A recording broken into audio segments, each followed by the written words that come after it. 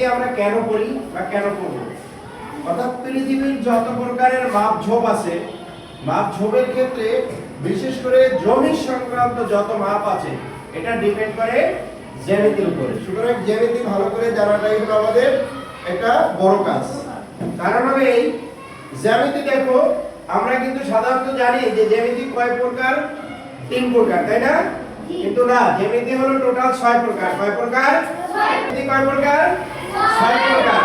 এটা হলো 3 প্রকার হলো কোণ বেধে আর বাহু বেধে হলো 3 প্রকার। কোণ বেধে কয় প্রকার? 3 প্রকার। বাহু বেধে কয় প্রকার? 3 প্রকার। মোট কয় প্রকার? 6 প্রকার। মনে থাকবে সকলে?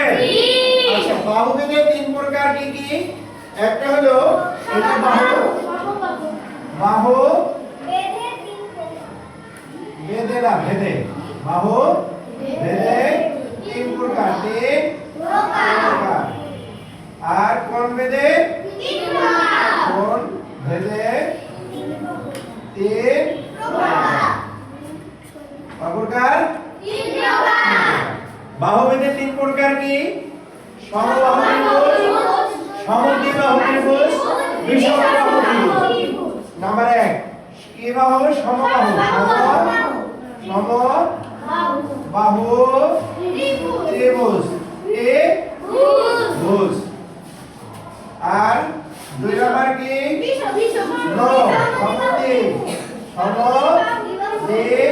সমদ্বিবাহু ত্রিভুজ।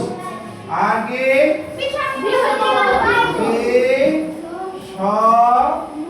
সমবাহু ত্রিভুজ। এখন বিষয়টা একটু দেখি আমরা কিভাবে দাঁড়ায় ত্রিভুজ। এখন সমবাহু কি আছে লেখা? সমবাহু। সমবাহু কথার অর্থ হলো সমান বাহু। সমবাহু কথার অর্থ কি? সম মানে সমান, সম মানে অর্থাৎ যে ত্রিভুজের 3টি বাহু সমান কি তাকে কি বলে? আচ্ছা, যে ত্রিভুজের 2টি বাহু সমান সেটা কি হবে? আবার বলি, যে ত্রিভুজের 2টি বাহু সমান হবে সেটাকে কি বলবো আমরা? আর যে ত্রিভুজের কোনো বাহু সমান হবে না বিষমবাহু ত্রিভুজ। আমরা লক্ষ্য করি সমবাহু ত্রিভুজ যে ত্রিভুজের এই যে 3টি বাহুই সমান, আর সমদ্বিবাহু ত্রিভুজ যে ত্রিভুজের 2টি বাহু সমান। 2টি বাহু সমান, এটা হলো সমদ্বিবাহু ত্রিভুজ। এই 2 বাহু সমান, তাই না? আর এটা প্রত্যেক বাহু সমান, এটা প্রত্যেক বাহু সমান। বিষমবাহু ত্রিভুজ যার কোনো বাহু সমান নয়। এটা সমান এটা না, এটা সমান এটা না, এটা সমান এটা না। অর্থাৎ এই যে 3 প্রকার হলো কি বেধে? বাহু বেধে। কি বেধে? বাহু বেধে। এবার আসি আমরা কোণ বেধে। কি বেধে? কোণ বেধে ত্রিভুজ কয় প্রকার? 3 প্রকার। কোণ বেধে কয় প্রকার ত্রিভুজ? 3 প্রকার। কি কি? সমকোণী ত্রিভুজ।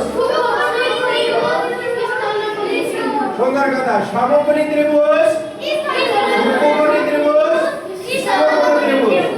সমকোণটা কি আমরা জানি?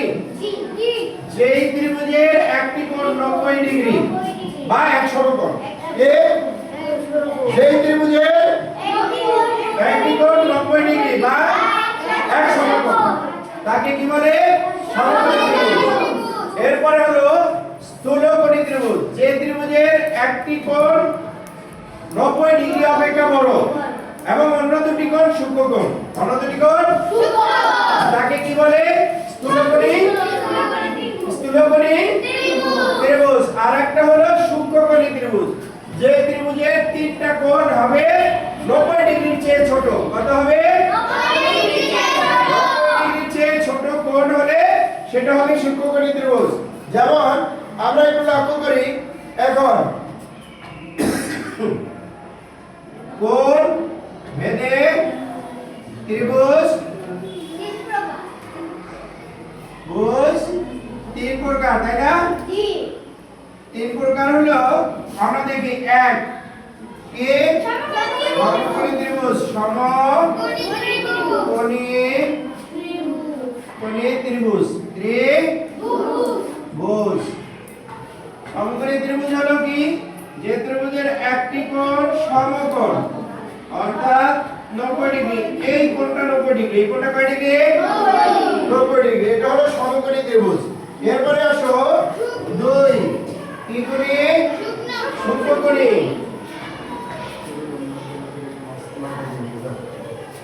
এরপরেটা আমরা লিখতে যাব কি সূক্ষ্মকোণী তাই না কি লিখবো সূক্ষ্মকোণী ত্রিভুজ এখন সমকোণী ত্রিভুজ তাই না আরেকটা হলো কি সূক্ষ্মকোণী তাহলে আমরা সূক্ষ্ম ইহতে ব সূক্ষ্মকোণী ত্রিভুজ এখন সূক্ষ্মকোণী ত্রিভুজটা কি যার কোন কোণ 90 ডিগ্রি হবে না 90 ডিগ্রি হবে না অর্থাৎ এই ত্রিভুজের এই কোণটাও 90 ডিগ্রি না এটাও 90 ডিগ্রি না এটাও 90 ডিগ্রি না অর্থাৎ কোনটাই 90 ডিগ্রি নয় এটা হলো সূক্ষ্মকোণী ত্রিভুজ এরপর হলো স্থূলকোণী ত্রিভুজ স্থূলকোণী ত্রিভুজ তাই না